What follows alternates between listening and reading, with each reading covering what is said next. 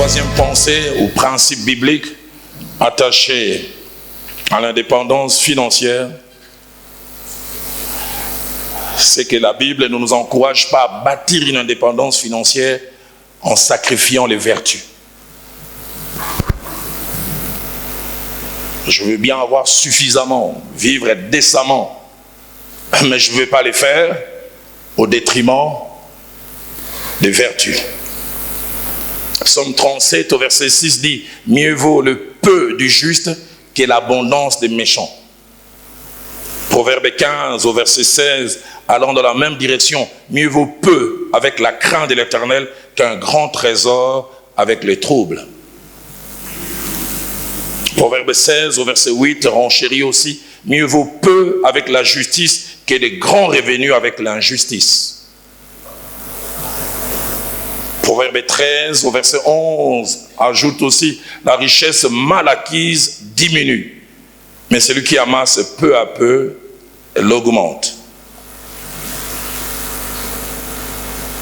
Nous avons lu tout à l'heure, quand Jean-Baptiste est en train de conseiller ces soldats qui venaient à se faire baptiser dans Luc chapitre 3 verset 4, il leur demande de se contenter de leur solde, mais en les empêchant de faire d'autres choses que sûrement Jean-Baptiste voyait que d'autres faisaient. Il dit, ne commettez ni fraude, ni extorsion, contentez-vous de votre solde. J'oublie jamais ce jour-là à Kinshasa sur la grande avenue du boulevard du 30 juin. Et je voulais prendre la ruelle qui monte vers Fotogui. Et à plus de 200 mètres, j'ai changé de bande et j'ai clignoté. C'était vers 12h30. Et juste, j'arrive devant là, un policier de roulage sort. Tu n'as pas clignoté. Mais je dis, le clignotant est encore les liens en retard.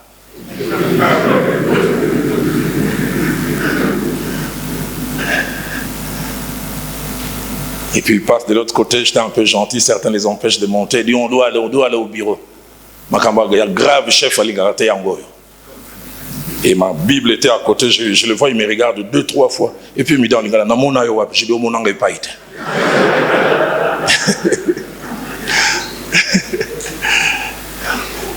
Et puis il dit, ah, c'est pasteur Dalo. Je dis, ah bon, tu me connais? Il dit, pasteur Limbi Sangai, au clignotaki.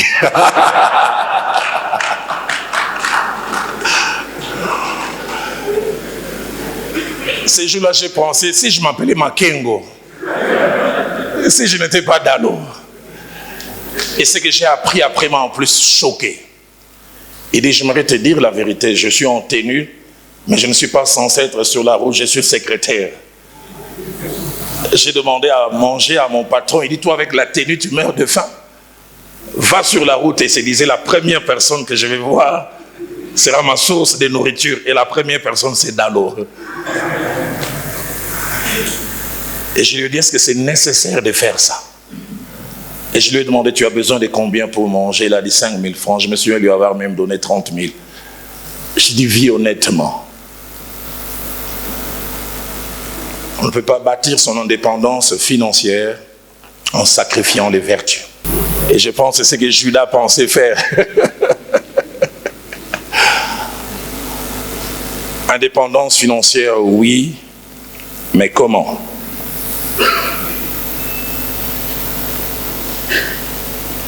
Quatrième pensée biblique, attachée à l'indépendance financière, il faut savoir épargner durant les saisons d'abondance exceptionnelles. Savoir épargner durant les saisons d'abondance exceptionnelles. Dans Genèse 41, versets 29 à 30, avec les récits du double songe que le pharaon d'Égypte a eu à faire, Joseph a pu comprendre simplement des principes qu'il a partagés à ses rois, qui lui avaient montré qu'il y aura 7 années de vaches grasses, mais qui seront suivies de 7 années de vaches maigres. Et 4 petits principes que je fais ressortir là directement La première, c'est que nous devons avoir conscience que souvent dans la vie, rien n'est constant, rien n'est permanent. Il arrive des fois exceptionnellement, nous avons des portes qui s'ouvrent et nous pensons que l'exception va toujours continuer. Souvent quand on est durant la période des vaches grasses, on n'a aucune idée que la période des vaches maigres va arriver. Deuxième des choses, ce qui est aujourd'hui permanent et en grande quantité peut ne plus être là demain. Et troisièmement, demain se prépare et s'organise aujourd'hui. Et quatrièmement, la qualité de notre vie de demain dépend des décisions que nous prenons aujourd'hui. Et j'aime dans ces textes, Joseph s'élève et il dit au Pharaon, il dit, durant les 7 années d'abondance, ouvre le lieu d'approvisionnement et emmagasine les surplus. Certains trouveront, est-ce que ça vaut la peine? Joseph, pourquoi tu te donnes tant de peine à emmagasiner? Chaque jour, il y en a. Mais Joseph est comme une girafe spirituelle. Dieu l'a fait voir demain. Parce que la Bible dira, après ces 7 années d'abondance, il y aura 7 années de disette qui effaceront toutes les traces des années d'abondance. De telle sorte qu'on ne se souviendra plus de toutes ces années d'abondance. Et celui qui veut vivre une indépendance financière doit avoir cela en tête. Combien de fois ne m'est-il pas arrivé exceptionnellement des gens mettent entre mes mains des montants inimaginables? Mais est-ce que ça vient chaque jour? Non. Chaque jour, souvent, c'est mon salaire, c'est que l'Église me donne. Deux choses que je voudrais que nous puissions noter concernant l'épargne. La première, c'est que c'est une partie de notre revenu, mais que volontairement, nous soustrayons à la consommation immédiate avec un but. Une partie de notre revenu que nous soustrayons volontairement à la consommation.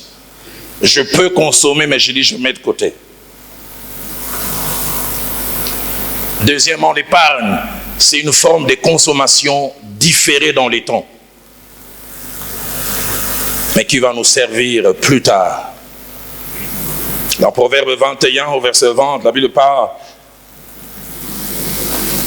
de ceux qui savent mettre bien oui, le décoté, parce qu'ils voient demain.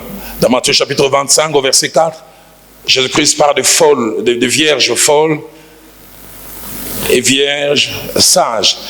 Le plus étonnant sur le plan vertu, les deux sont pareils, elles sont vierges. Elles ne se compromettent pas dans les mêmes choses, mais en termes de sagesse, vous savez, on peut être vierge, avoir la moralité, mais être fou. Avoir la folie. Et les vierges sages, la Bible dit non seulement qu'elles avaient de l'huile dans les lampes, mais elles avaient aussi des vases à côté. Elles avaient pensé qu'il était possible que la quantité qu'il y a dedans finisse. Mais les vierges folles n'avaient pensé qu'à la quantité qui était dedans. L'épargne est d'une grande importance. La cinquième pensée et principe attaché à l'indépendance financière, c'est avoir l'intelligence du temps pour savoir saisir les occasions ainsi que les opportunités que Dieu nous donne. L'intelligence du temps pour savoir saisir les opportunités que Dieu nous donne. Dans Ecclésiaste chapitre 9 au verset 11, les sages disent quelque chose de profond. Écoutez ce qu'il dit. La course n'est point aux agiles. On peut être agile et ne pas gagner la course. La guerre n'appartient pas aux vaillants, ni les pains aux sages, ni les richesses aux intelligents, ni la faveur. Et écoutez ce qu'il dit, car tout dépend pour eux des temps et des circonstances. Ceux qui savent saisir les opportunités. J'ai suivi un documentaire, on a montré combien durant ces 1 année et demie, 2 ans de Covid, où certains pleuraient, mais certains se sont fait de l'argent comme jamais. Parce qu'ils ont su voir certaines choses. Ils ont su voir dans les problèmes certaines opportunités. Dans Genèse chapitre 26, que nous avons lu au départ, verset 1er, verset 6, et puis 12 à 13, il nous est parlé d'Isaac. Premièrement, Isaac s'est retrouvé à un endroit par la volonté de Dieu. Il y a eu famine, il a voulu aller en Égypte. Dieu lui dit, ne va pas en Égypte, reste à Guérar. Et c'est ça le bonheur d'être enfant de Dieu. On peut être dirigé et on peut être conduit par Dieu. Deuxième des choses, il a été actif en faisant quelque chose que ses ascendants ne faisaient pas. Abraham il gardait les troupeaux. Mais étrange, Isaac arrive à Guérar, il avait dit, il sème, il devient agriculteur. Chose qu'on ne trouve pas. Et les commentateurs disent que c'est un dépôt qui a été placé dans son cœur. C'est pour ça que j'aime quand la Bible dit, tous ceux qui se confient en l'Éternel trouvent dans leur cœur des chemins tout tracés. Et là, j'ouvre une parenthèse pour parler aux pentecôtistes. Tout ne vient pas toujours par des visions. Dieu peut des fois parler dans les silences de cœur. Il devient agriculteur. Et troisièmement, ce n'est pas mentionné, mais les rabbins juifs en parlent. Il a planté quelque chose qui était importé au loin des lentilles. Et la Bible dit, il sema les centuples, il devint riche, et il alla en s'enrichissant, et ma Bible à moi dit, jusqu'à ce qu'il devint fort riche, richissime. Si c'est à notre époque aujourd'hui, les Quinois diront à Simbi, à côté science. Il a eu seulement une clairvoyance. Ça, il n'y a pas ici. Et alors que je préparais cet enseignement, au-delà de cet aspect, Dieu me mettait vraiment à cœur fort. Et je suis content de voir le docteur Kateba parce que ce qui montait dans mon cœur, c'est qu'à la fin, qu'il puisse prier par rapport à cet aspect des choses. Que Dieu donne des idées novatrices. Que Dieu vous montre un couloir où jamais personne n'est allé. Chez nous au Congo, c'est copier. Il suffit que quelqu'un commence au pire. Et puis il y a des au, je dis comme les Quinois, au pire. J'ai suivi ce documentaire de ce monsieur qui est aujourd'hui multimilliardaire. Il a vu KFC commencer, il a vu McDo commencer. Et il a vu comment les gens faisaient la queue pour venir acheter. Et comme ça, il s'est dit, mais est-ce que les gens ne peuvent pas acheter en restant dans les véhicules? C'est pour ça que j'aime dire aux jeunes chrétiens, vous n'avez que le Saint-Esprit qui voit des sorciers. Pas les Saint-Esprit qui donnent des idées novatrices. Non, il y a 2 sorciers qui ont laissé la sorcellerie derrière l'arbre. Le Saint-Esprit de Joseph lui a montré des principes économiques pour aider une nation.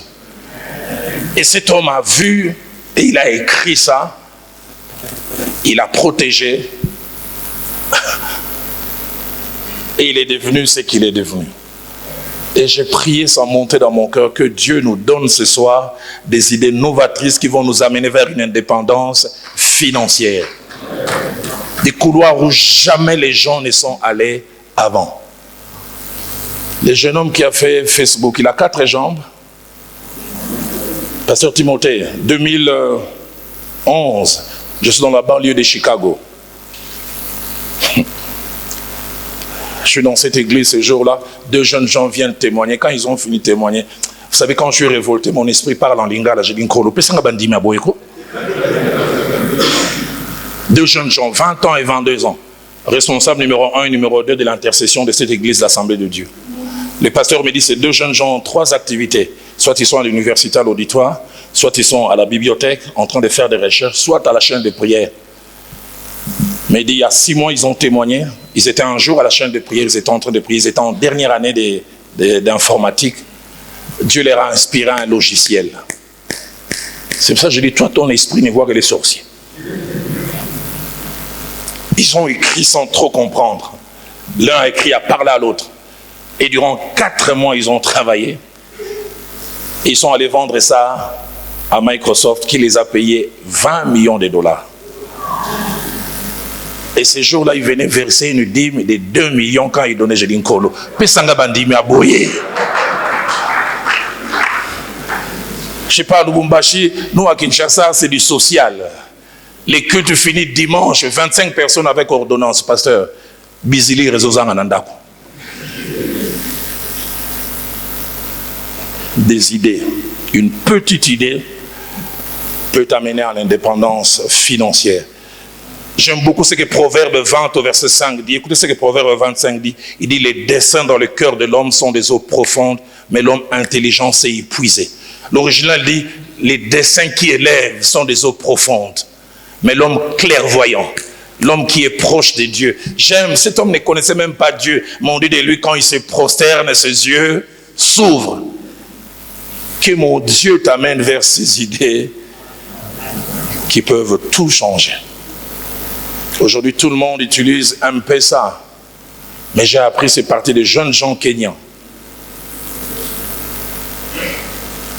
Simplement, des idées. Des idées. Et que Dieu te fasse entrer dans cette saison d'idées. 6e et dernière pensée avant de toucher la conclusion. Pour vivre l'indépendance financière, il faut savoir diversifier ses activités. Et quand je dis diversifier, on peut diversifier seul, mais on peut diversifier en déléguant. Et nous l'avons mentionné avec la femme des Proverbes 31. Son mari est notable, il a une fonction officielle, mais je m'imagine celui qui a dû donner un peu d'argent à son épouse. Il avait dit, 1, elle a pensé à un champ. 2, elle a planté une vigne. Et 3, nous l'avons lu, elle a fait des chemises. 4, elle a fait venir des ceintures. Et à cause de la qualité de vie qui avait changé, elle-même, elle dit, je me ris de l'avenir. On voit un standing de vie, mais on est en train de demander, mais c'est notable, il vit comment? Non, ses revenus, ce n'est pas seulement orange, c'est aussi ce que maman entrepreneur fait. Combien c'est important de savoir diversifier. On peut, tout en ayant une activité principale, avoir une activité ou des activités secondaires, que soit l'on délègue ou que l'on sous-traite. Et que des choses que l'on peut faire aujourd'hui. Je disais, je ne toucherai pas trop l'aspect technique. J'ai un ami qui travaille dans les systèmes des Nations Unies, mais il a monté une structure de vente à ligne avec sa femme et ses enfants. Et lui-même, il gagne $10 000 le mois. Mais il dit, ma femme et mon enfant, en termes de bénéfices, 4 fois plus que moi. Ecclésiaste chapitre 11, verset 6 nous encourage à jeter notre pain à la surface des eaux, mais en disant, tu ne sais pas qu'est-ce qui va réussir. Si l'un ou l'autre ou les deux. Je voudrais conclure, parce que tout ne peut pas être dit en ces quelques minutes, en disant simplement 2 choses. C'est que l'indépendance financière peut quelquefois obliger à l'endettement. Peut quelquefois, parce que quelquefois, on n'a pas les choix. Mais la Bible ne présente pas toujours l'endettement comme étant une première option. La Bible présente l'endettement comme étant une option ultime, qu'elle décourage même si possible. Parce que demandez à tous ceux qui ont osé, ils vous diront comment ils se sont retrouvés dans toutes sortes. Que des maisons mis en gage, je ne vais pas attaquer une entreprise ici, FPI, en disant je vais faire ceci, et puis finalement les FPI aujourd'hui est en train de vendre ça aux enchères, parce qu'il doit retrouver son argent. Proverbe chapitre 22, verset 26 à 7, il dit, ne sois pas parmi ceux qui prennent des engagements, par ceux qui cautionnent pour des dettes. Verset 22 dit, 27 plutôt, si tu n'as pas de quoi payer, pourquoi voudrais-tu qu'on enlève ton lit de dessus toi? Habakkuk chapitre 2, verset 6, parle de ce qui arrive à celui qui n'arrive pas à honorer ses dettes. Ne sera-t-il pas un sujet de sarcasme, de raillerie et d'injure? On dirait malheur à celui qui accumule ce qui n'est pas à lui. Jusqu'à quand? Malheur à celui qui augmente les fardeaux des dettes. Et dans Romains chapitre 13, verset 8, la Bible nous demande, si possible, de ne pas avoir de dettes. Il dit, ne devez rien à personne. Français courant et top dit, n'ayez pas de dettes. La seule dette que la Bible encourage, c'est la dette d'amour.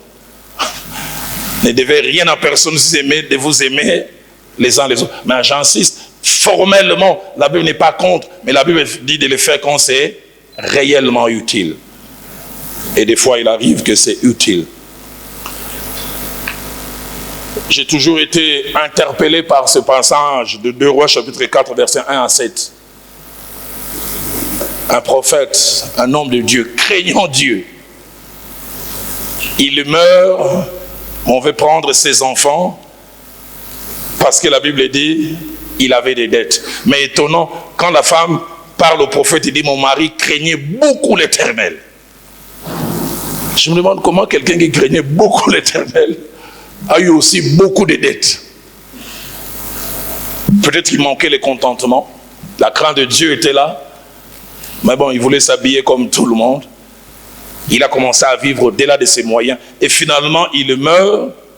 Mais le problème reste jusqu'au niveau de ses enfants. Dieu merci, Dieu a envoyé les prophètes qui a fait multiplier l'huile en demandant qu'on aille chercher des vases chez les voisins jusqu'à ce que la dette puisse être payée. Et dernière des choses que je voudrais dire en conclusion, avant de laisser ce moment d'échange, je voudrais dire aussi souvent un moment d'échange. Je ne pense pas être un grand spécialiste du sujet. Les réponses pourront venir de vous et des hommes de Dieu qui sont ici. Dernière des choses que je veux dire, attachées à l'indépendance financière, c'est que les principes et les pensées sur l'indépendance financière doivent être transmises dans le cadre familial. Et c'est à nous les parents d'apprendre à éduquer nos enfants. Proverbe chapitre 22, verset 6 dit « Instruis l'enfant selon la voie qu'il doit suivre.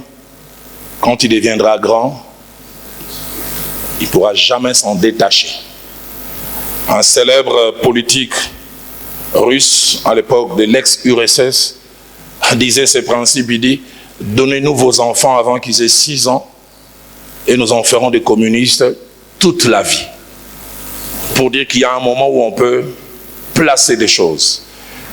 Apprenons déjà aux enfants les contentements. Apprenons aux enfants le sens des priorités. Apprenons aux enfants à épargner. Parlons aux enfants des idées novatrices. Et disons aussi à nos enfants, avec le temps, pourquoi pas diversifier aux sources des revenus.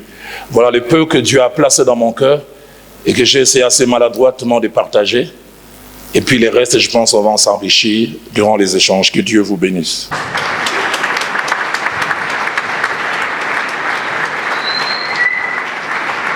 Est-ce que nous pouvons encore acclamer et apprécier Dieu pour ce message que nous venons d'avoir?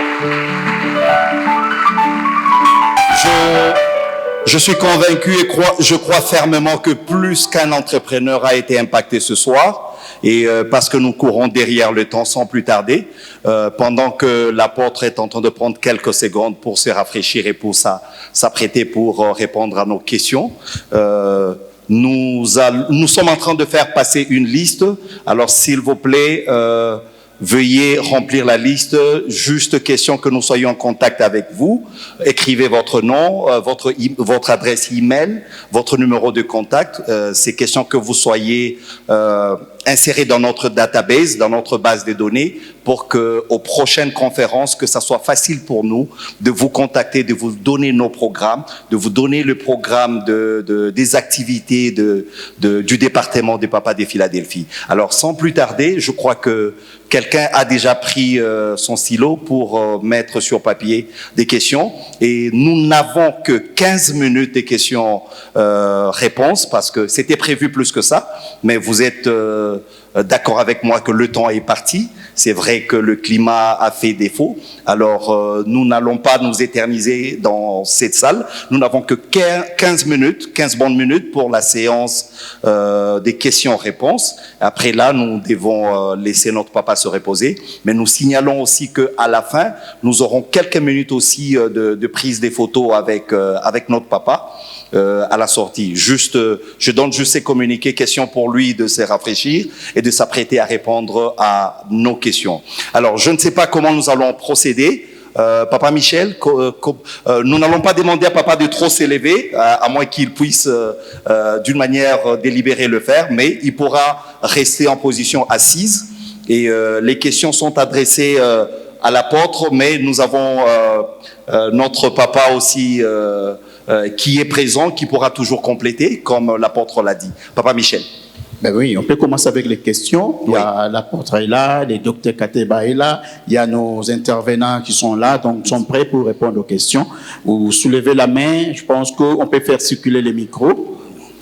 Commencez à prendre. Oui, alors rapidement, on va nous aider, le service protocole va nous aider. Nous n'avons pas beaucoup de temps, nous n'avons que 15 minutes pour récolter les questions et aussi permettre que les questions soient répondues. On peut y aller, on prend déjà la première question. Bonsoir, merci pour m'avoir donné cette occasion. Moi, c'est Florent Moukeba. Oui, exact. Florent, oui. J'ai une question directe concernant le guichet unique. En fait, nous avons pu créer une entreprise que je dirais aujourd'hui bien légalisée, mais aussitôt que nous nous sommes rendus au gouvernorat pour voir Madame la ministre du Commerce extérieur, on a semblé avoir beaucoup de couacs. C'est comme si on n'a pas été bien servi à votre niveau, parce que déjà, en amont, on avait déjà commencé, et puis finalement, on nous a ramené au niveau de guichet unique. Mais ça nous a vraiment tellement compliqué pour que, puisque déjà on avait un marché qui nous attendait, on a eu un sérieux problème à ce niveau-là. Finalement, la question que je voulais vous poser, en fait, vous nous facilitez d'avoir les documents ou vous nous facilitez à aller jusqu'à l'échéance pour nous permettre à bien se tenir dans nos activités où nous voulons nous lancer? C'est ça ma question. Merci beaucoup. C'est la question adressée au guichet unique. OK, la deuxième question. Merci beaucoup. C'est Pasteur Michel. Ma question s'adresse à Papa Roland. C'est l'histoire de l'économe de Luc 16.3. Cette manière de faire, est-ce honnête ou pas? Lorsqu'on veut être licencié, on réduit le crédit que le créancier devait au patron, justement pour préparer sa retraite au lieu d'épargner avant qu'on l'on perde le boulot. Cette manière de faire, est-ce honnête ou pas? Merci, papa. Merci, Pasteur Michel. Rapidement, nous prenons la troisième question et nous allons passer aux réponses. Bonsoir. Ma question s'adresse à l'apôtre. Elle est beaucoup plus spirituelle. J'aimerais avoir une orientation sur ce plan-là. Donnez-nous votre nom, s'il vous plaît. Rolf Kimo. Rolf. Oui. Du moment où on voudrait diversifier ses activités, comme on travaille déjà formellement, on peut déléguer. C'est une recommandation qui nous est faite. Mais de ce côté-là, il y a une crise avec les collaborateurs.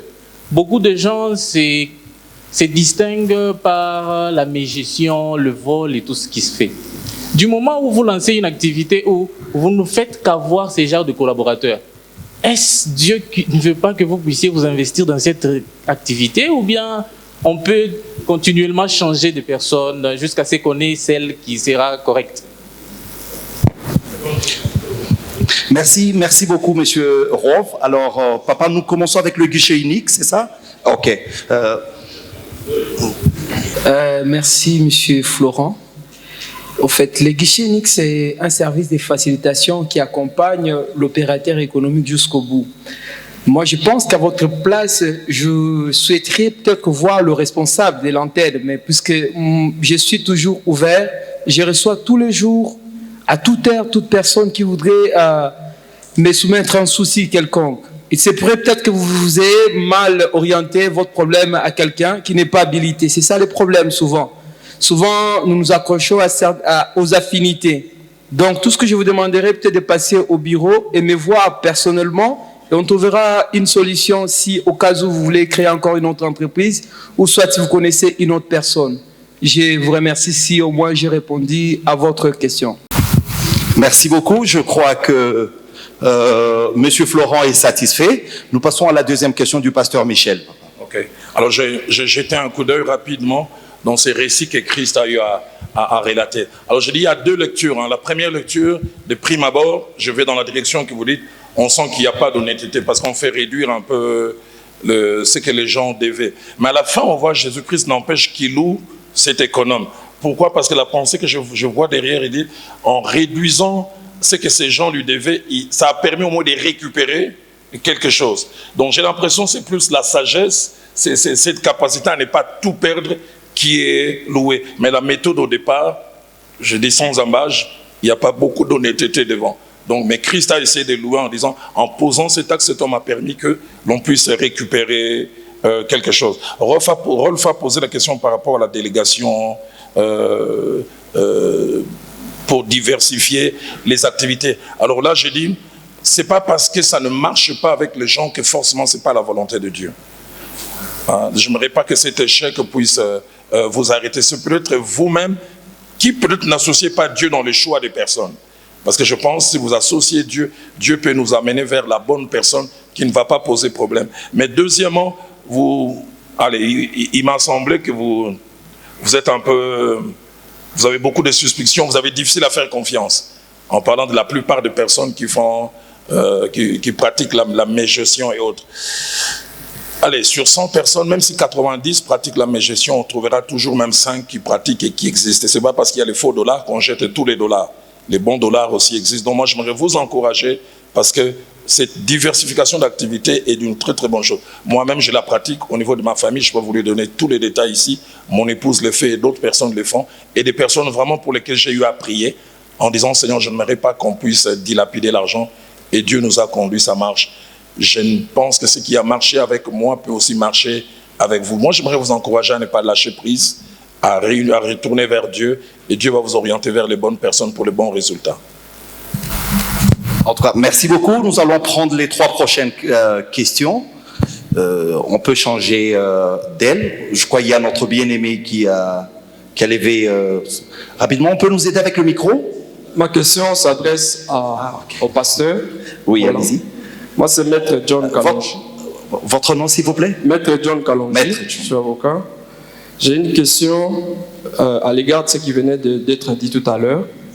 Je voudrais savoir, est-ce que devenir indépendant financièrement, est-ce un destin ou c'est le fruit des efforts? Je paraphrase avec Proverbe 14, 31. Je voudrais savoir si devenir indépendant financièrement, c'est un destin de Dieu dans la vie d'un homme ou c'est le fruit des efforts. Je voudrais, pour me faire comprendre, paraphraser avec Proverbe 14, 31. Je lis, il dit, opprimer les pauvres, c'est outrager celui qui l'a fait. Mais avoir pitié de l'indigent, c'est l'honorer. Alors, je me dis tout de suite, il y a quelqu'un qui a fait les pauvres. Alors, parce que vous l'avez même dit en parlant, c'est comme si, il y a un passage aussi qui paraphrase ça, qui dit que en vain vous vous levez tôt et vous vous couchez tard pour manger un pain de misère, alors que notre Dieu qui est dans les cieux en donne autant à ses enfants pendant qu'ils dorment tranquillement dans la paresse. Est-ce pour autant dire que c'est un destin? Parce qu'il y a des gens qui ont fait beaucoup d'efforts, ils ne deviennent toujours pas riches et indépendants. Quelqu'un d'autre ne fait pas beaucoup d'efforts, mais il se retrouve du coup riche. Est-ce un destin ou c'est le fruit des efforts? Nous avons. Merci. Merci beaucoup, Maître John, merci. Nous allons, Papa Pati, je crois qu'il y a le bien-aimé qui avait levé un peu plus tôt. Oui, voilà. On peut prendre rapidement la 5e question. Bonsoir. Bonsoir. En fait, j'ai des questions. La première... S'il vous plaît, donnez-nous votre nom. Oh, je m'excuse, mon nom c'est David Massengo. J'ai des questions. La première, je vais la poser au directeur de guichet unique.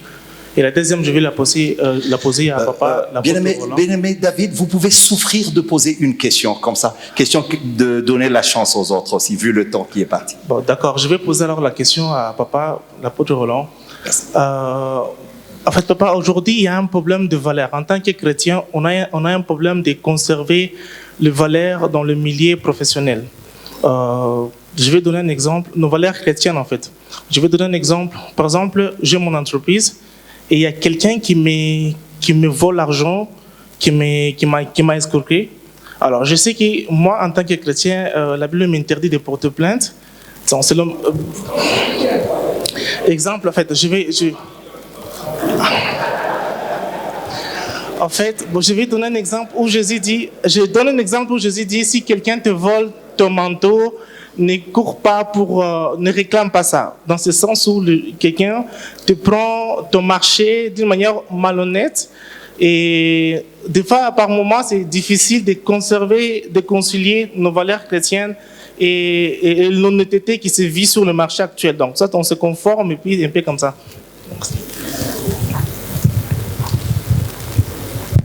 Merci beaucoup, bien-aimé David.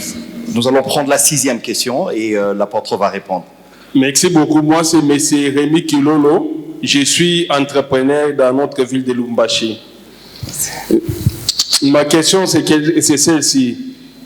J'aimerais poser la question de savoir qu'est-ce que les entrepreneurs chrétiens devaient faire face aux concurrences de nos frères libanais, indiens. Parce que pour le moment, pour gagner les marchés en tant que chrétien, ce n'est pas facile. Ou les mêmes gens qui sont dans les différents mining pour donner les marchés aux chrétiens, ils sont en train de demander les 20%, les 30% dans les chiffres d'affaires. Mais en tant que chrétien, qu'est-ce qu'il faut faire devant les obstacles de la corruption? Merci. Merci beaucoup, bien-aimé Kilolo. Le temps que papa s'apprête à répondre, oui, nous avons collectionné 3 questions. Nous allons permettre à papa de répondre à ces questions. Oui, papa a dit que le pasteur Timothée pourra aussi intervenir. La première question, c'est pour Maître John. Les entrepreneurs chrétiens, comment ils peuvent contrecarrer les autres lobbies? Ok, je pense que je ne suis d'abord pas très habilité en tant que personne à donner une réponse satisfaisante. Parce qu'ici, il est question de mettre également l'État en jeu. Il existe une législation dans notre pays, malheureusement, qui souffre de l'applicabilité. Mais il existe également une tare chez nos entrepreneurs, c'est de ne jamais s'organiser en un groupe. Chacun y va très souvent seul. Si on reposait la question, est-ce qu'il existe une corporation de ces entrepreneurs qui se regroupent pour traiter de ces questions-là? Est-ce qu'on a vu, par exemple, les parlementaires qui sont un relais au niveau de la loi, ils élaborent des lois et ils sont quand même aussi chargés de suivre leur application. Ils peuvent faire des commissions d'enquête sur la manière dont les marchés se passent. Cet élément est très important. Mais moi, je trouve pour ma part que c'est plus à nous-mêmes, entrepreneurs congolais, de travailler à nous réapproprier notre pays. Nous ne sommes pas assez organisés et nous ne mettons pas suffisamment de force à nous battre. J'ai suivi un peu comme la question qui vient de nous être donnée. Malheureusement, le frère nous a dit qu'il n'était pas indiqué pour un chrétien de porter plainte. Tout le monde a réagi tout de suite. Là, je pense qu'il y a une certaine naïveté chez nous. Nous sommes naïfs. Encore fort malheureusement que ce soit sur notre pays que l'étranger puisse nous y dominer. C'est une malédiction d'être dominé chez soi. Nous devons casser cette malédiction-là. Moi, je demanderais à ce que les corporations, au-delà de la FEC, au-delà de ce qu'on appelle Fédération des entreprises, qu'il y ait des corporations autour de certains secteurs pour réclamer certains faits, réclamer certains droits. Parce que si on ne force pas la main à l'État, l'État n'est pas prêt à pouvoir accepter d'aller dans ce sens-là. Je prends par exemple ça, que l'État souffre qu'on en parle d'une certaine léthargie, où dans le petit commerce, nous voyons l'étranger y entrer. Chose qui ne devrait pas se faire. On ne doit pas quitter la Chine pour vendre des beignets à Kinshasa ou bien à Lubumbashi. Tous ces petits faits-là doivent faire l'objet d'une concentration de la part de nos entrepreneurs et qui doivent aller vers l'État pour se plaindre par rapport à ça. Je pense que ça, c'est un peu à mon niveau ma réaction. Je ne sais pas si le pasteur Timothée a quelque chose à ajouter là-dessus. Moi, je vais juste ajouter des choses. Je ne sais pas si j'ai bien compris la question, mais selon ma compréhension de la question, c'est face à la corruption et la concurrence aussi. Oui. Oui. Qu'elle soit loyale ou déloyale, ces deux choses existeront toujours. Mais comment les chrétiens doivent s'y prendre? Un peu comme le psalmiste qui pose la question, quand les fondements sont renversés, le juste, que fera-t-il? La première des choses, papa n'a presque pas parlé de ça, je crois que dans tout, la première chose que les chrétiens doivent faire, prier. Je crois tellement à la puissance de la prière. Prier pour tout ce que nous faisons. Et quand nous prions, Dieu nous donne des orientations sur comment s'y prendre. La deuxième chose, en tant que chrétiens, nous avons ce que moi j'appelle, entre guillemets, un peu une sorte, je ne veux pas qu'on me comprenne mal, c'est comme ça que j'aime comprendre la grâce. La grâce est un peu comme une petite injustice que Dieu fait en faveur de ses enfants par rapport à tous les hommes. Si vraiment vous prenez la résolution de craindre Dieu, malgré la corruption, malgré tout ce qui se fait, malgré toutes ces injustices, de faire vos affaires selon les normes chrétiennes et bibliques, la bonne main de Dieu viendra faire la différence. Je crois à ce que la Bible dit, domine au milieu de tes ennemis. Les chrétiens, nous aimons dominer à l'église. Ce n'est pas à l'église qu'on domine. On ne domine pas à l'église. La Bible dit, domine au milieu de tes ennemis. Et c'est aussi une manière de Dieu de nous amener à démontrer à ceux qui ne connaissent pas Dieu que Dieu est avec nous. Si vous marchez avec Dieu, Dieu vous dira qu'est-ce qu'il faut faire, comment s'y prendre, et la grâce viendra faire ce que l'humain ne peut pas faire. Je crois tellement à la grâce. Elle viendra faire ce que l'humain ne peut pas faire. Et la dernière chose, c'est quels que soient les obstacles. Les chrétiens, surtout nous Congolais, nous avons l'habitude, juste quand un obstacle se présente, on baisse un peu les bras. Je crois que pour réussir, même dans les affaires, dans tous les domaines, ce n'est pas en un jour. Mais quand on s'y met avec détermination, Dieu finira par faire marcher les choses. Le reste, je laisse papa. Moi, je pense presque n'avoir rien à ajouter. Les deux se sont tellement bien complétés. Le pasteur Timothée insistant d'abord sur l'aspect prière et puis l'élément la grâce qui nous accompagne et comment celui ou celle qui a Dieu n'échoue pas. Mais j'ai complète aussi ce que le docteur David a dit.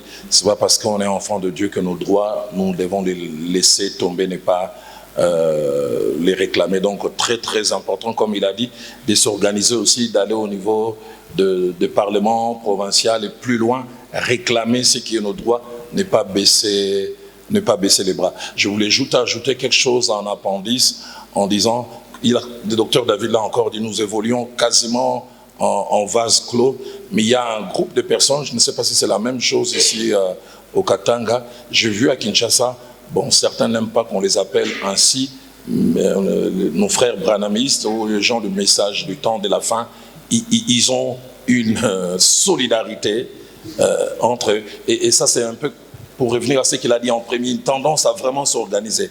Ils sont une force et je pense en tant que chrétien, on doit aussi apprendre à mieux s'organiser pour revendiquer nos droits et pour faire peser ce que nous faisons. J'ai renchéri avec ce que David a essayé de dire. Je pensais qu'il allait aller juste dans cette direction en disant, par exemple, des fois, quand tu veux gagner un marché, on t'oblige, il faut laisser 30%. Ce n'est pas toujours facile. Hein. Et certains qui sont prêts à laisser 30%, peuvent avoir les marchés aussi facilement. Il y a l'aspect prière aussi, il y a l'aspect droit, mais on ne doit pas, en tant qu'enfant de Dieu, aller dans cette direction. Mais je reviens encore pour dire, le fait d'être enfant de Dieu n'exclut pas que nous puissions réclamer nos droits.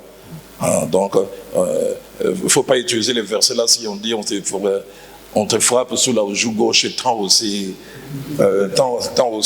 l'autre joue. Alors nous revenons à la première question de Maître John qui parlait de devenir indépendant pour réussir à demander est-ce un destin de Dieu ou c'est par les efforts? Je pense qu'il y a les deux.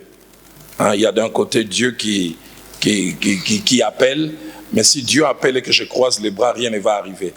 J'étais en train de lire le passage de Deutéronome. Rapidement, permettez-moi de lire Deutéronome au chapitre 8, au verset 18e, et l'Éternel qui parle, et il montre d'un côté, il y a un appel, mais il montre son intervention. Écoutez ce qu'il dit. « Souviens-toi de l'Éternel ton Dieu, car c'est lui qui te donnera de la force pour les acquérir, afin de confirmer, comme il le fait aujourd'hui, son alliance qu'il a jurée. » L'acquisition, c'est nous, mais la force pour acquérir, ça vient de lui. Donc il y a d'un côté ce destin, mais puis si je croise les bras, rien ne va se passer. Je pense qu'il y a quelque chose à faire. Mais je renchéris, comme vous avez dit, tous nous ne serons pas riches. Et même si quand on sera riche, je reprends encore Matthieu chapitre 25 au verset 15, à l'un il a été donné 5 talents, à l'autre 2, puis à un autre 1 seul. Donc même quand on sera riche, on ne sera pas tous riches de la même manière. Certains aura selon que Dieu estime qu'il pourra gérer. Voilà un peu les réponses à ces 3 questions. Est-ce que nous pouvons acclamer le Seigneur pour ces réponses? Fort malheureusement, le temps nous fait vraiment défaut. Nous aurions souhaité avoir toute une journée, toute une pleine journée en train de parler de ces sujets parce que on ne peut pas parler de l'entrepreneuriat, on ne peut pas parler de devenir indépendant financièrement en 2 heures, en 3 heures. Fort malheureusement, l'apôtre l'a souligné aussi, ce sont des enseignements qui prendront des temps et des temps. Et je crois que par la grâce de Dieu, nous aurons une autre opportunité ou plusieurs autres opportunités pour échanger sur ça. Alors nous demandons au coordonnateur de clôturer parce que le temps nous fait défaut, on souhaiterait aller plus loin que ça. Non, nous n'allons pas partir comme ça. On va prier pour nous. Oui, comme l'apôtre l'a dit, la connexion divine, c'est très très important. Si vous voulez entreprendre, un bon entrepreneur, il faut avoir la clairvoyance, la connexion divine. Alors, le docteur David est là. Il va passer quand on va l'inviter pour prier pour nous qui sommes là.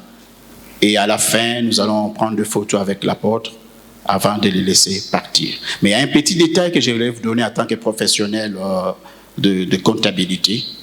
Il y a un souci, il y a un vrai souci par rapport à nous, entrepreneurs congolais. Vous voyez, on fait des états financiers où on travaille avec des clients qui sont indiens, chinois. Ces gens-là, bien qu'ils volent, ils font tout pour avoir tous les documents et pour même maîtriser nos lois. Ils maîtrisent nos lois. Ils savent quand est-ce qu'il faut déclarer telle ou telle autre chose. Mais quand nous partons travailler chez nous, les Congolais, la première des choses, ils ignorent la loi. Deuxième, ils ignorent la comptabilité. Et troisième, ils attendent de négocier. Et c'est ça le vrai problème. Il n'y a pas une vraie compétitivité pour nous, les Congolais, les entrepreneurs congolais. Commençons à nous organiser pour être compétitifs. La préparation rencontre l'opportunité. Préparons-nous dans la prière, mais soyons aussi qualifiés. L'excellence, c'est quelque chose que nous sommes en train de viser dans ce département.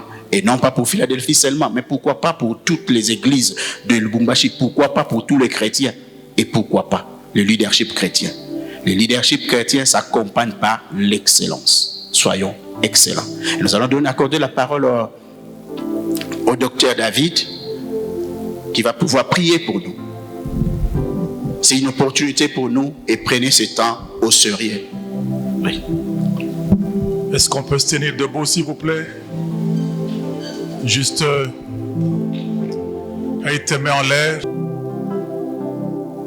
Notre utilité n'est pas que sacerdotale, elle est également royale. Par manque d'utilité royale, vous pouvez quitter tôt la terre et rater votre sacerdoce. Caïn est gardé parce qu'il a engendré des génies. Il a tué Abel, mais Dieu l'a protégé. Pourquoi Dieu peut protéger le meurtrier d'Abel? Allons-y réfléchir. Que chacun se connecte à Dieu, cette fois-là, pas simplement au niveau de l'alliance de l'esprit, mais avec son potentiel. Qu'est-ce que Dieu a placé en moi qui justifie que je continue à rester sur cette terre? Qu'est-ce que Dieu a introduit dans mon esprit qui fait que je serai utile aux hommes? Celui qui se confie en l'Éternel, dit la Bible, trouve en son cœur des chemins tout tracés. Ce que tu cherches n'est pas loin de toi, c'est en toi. Si tu peux dire, Seigneur, introduis-moi en moi-même afin que je puisse, que j'atteigne l'endroit. La gloire de Dieu, c'est de cacher les choses. La gloire de roi, c'est de les sonder. Père, nous venons devant toi. Père, nous venons près de ta présence. Non seulement connectés par ton esprit et à ton esprit, mais nous voulons, oh Dieu, qu'une connexion s'établisse avec nos potentiels par ton esprit. Toi qui as inspiré Bezalel. C'est tout le génie de Bezalel qui a reproduit le modèle que Moïse a vu. Sans que Bezalel n'ait vu, il a reproduit. Parce que tu lui as donné la sagesse et l'intelligence pour toutes sortes d'ouvrages. Seigneur, des besoins se posent dans notre société. Des besoins se posent dans notre pays. Des défis et des limites s'imposent. Mais nous crions à toi, le Dieu de Joseph, qui a imposé Joseph à l'étranger. Seigneur, nous n'acceptons plus que les étrangers nous dominent chez nous parce que l'esprit de Joseph domine à l'étranger. Père, connecte-nous à ce génie d'administration, à ce génie d'invention, à ce génie de création. Connecte-nous, Seigneur, déverse en nous cet esprit et que nous soyons remplis de sagesse et de connaissance en ta présence, et que partout où nous irons en tant que roi et sacrificateur, que nous dominions, que nous régnons, que nous brillons et que nous puissions, oh Dieu, en toutes choses créer des richesses avec ce que tu mets entre nos mains. Suscite parmi nous des hommes de valeur, des femmes de valeur. Suscite parmi nous des entrepreneurs audacieux. Suscite parmi nous des hommes et des femmes qui accepteront d'aller là où personne n'a jamais été et qui accepteront d'entrer là où c'est déjà rempli parce qu'il est écrit dans ta parole. Ta postérité envahira les nations et peuplera des villes désertes. Père, que ton esprit souffle ce soir, que des idées viennent par des réflexions, par des songes, par des visions, par des convictions, et que la peur s'en aille dans le nom de Jésus. Je déclare la victoire sur la peur d'entreprendre, et je déclare le courage et l'audace d'entreprendre, comme Josué à qui tu as dit prends courage. C'est toi qui mettras ce pays, ce peuple en possession du pays que j'ai juré à leur père de leur donner. Oui, que ton nom soit élevé au nom de Jésus-Christ. Amen.